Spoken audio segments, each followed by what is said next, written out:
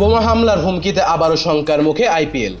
জয়পুরের স্টেডিয়ামে বোমা মেরে উড়িয়ে দেওয়ার হুমকি দেওয়া হয়েছে। সঙ্গে সঙ্গে স্টেডিয়াম থেকে সব কর্মীদের সরিয়ে নেয় কর্তৃপক্ষ। ইমেলের আগেও দুইবার হুমকি দেওয়া হয়েছে। স্থানীয় নিরাপত্তারক্ষীরা বলছেন পাকিস্তান জেকো ওয়েব নামক একটি মেইল থেকে এই হুমকি দেওয়া হয়েছে। একই সঙ্গে জানানো হয়েছে ধর্মশালার মাঝপথে বন্ধ হয়ে যাওয়া পাঞ্জাব দিল্লির ম্যাচ কিভাবে আবার আয়োজন করা হবে।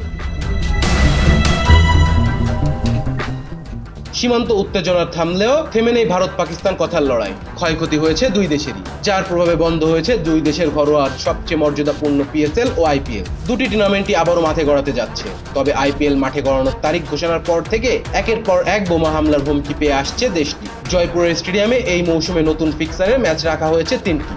ম্যাচ সুষ্ঠুভাবে আয়োজন করতে সব ধরনের প্রস্তুতি সম্পূর্ণ করে রেখেছে রাজ্য কর্তৃপক্ষ, কিন্তু বাধা হয়ে এসেছে একের পর এক বোমা হামলার হুমকি। সবশেষ মঙ্গলবার দুপুরে ইমেলে হুমকি দেওয়া হয় বোমা মেরে উড়িয়ে দেওয়া হবে স্টেডিয়ামটি। মেইলে লেখা ছিল, অপারেশন সিঁদুরের সাফল্য উদযাপন করতে আমরা স্টেডিয়ামে বোমা বিস্ফোরণ ঘটাবো, যদি পারেন সবাইকে বাঁচিয়ে দেখান। এমন হুমকির পরেই সবাইকে স্টেডিয়াম থেকে সরিয়ে নেওয়া হয়। বোমা ডিসপোজাল ইউনিট তল্লাশি চালায়, যদিও সেখানে কোনো কিছুই পায়নি তারা। পাকিস্তান জেকে ওয়েব নামক একটি মেইল থেকে এই হুমকি দেওয়া হয়েছে। জানা গেছে গেল 8 ও 12 মে একইভাবে স্টেডিয়ামে বোমা হামলার হুমকি দেওয়া হয়েছিল। সে সময় তল্লাশি করে কিছুই পাওয়া যায়নি। এরপরের প্রেক্ষিতে রাজস্থান ক্রীড়া সংস্থার একজন জানিয়েছেন স্টেডিয়ামের নিরাপত্তা ব্যবস্থা কঠোর করা হয়েছে।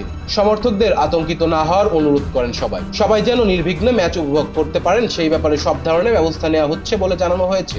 এদিকে ধর্মশালার মাঝপথে বন্ধ হয়ে যায় ম্যাচের ভবিষ্যৎ সম্পর্কেও জানিয়েছেন বিসিসিআই। 10 ওভার 1 বল হওয়ার পর পাকিস্তানি হামলার শঙ্কায় বন্ধ করে দেওয়া হয় সেই ম্যাচ। 24 মে ম্যাচটি আবারও প্রথম থেকে মাঠে গড়াবে।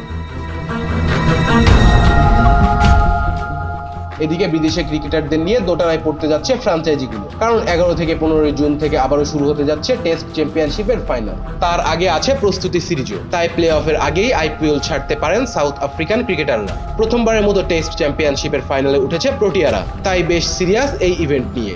এই বিষয়ে শেষ পর্যন্ত কি সিদ্ধান্ত আসে সেটা দেখার ব্যাপার। Rezwan Islam, B sports. Please subscribe our channel to get more information about Cricket World.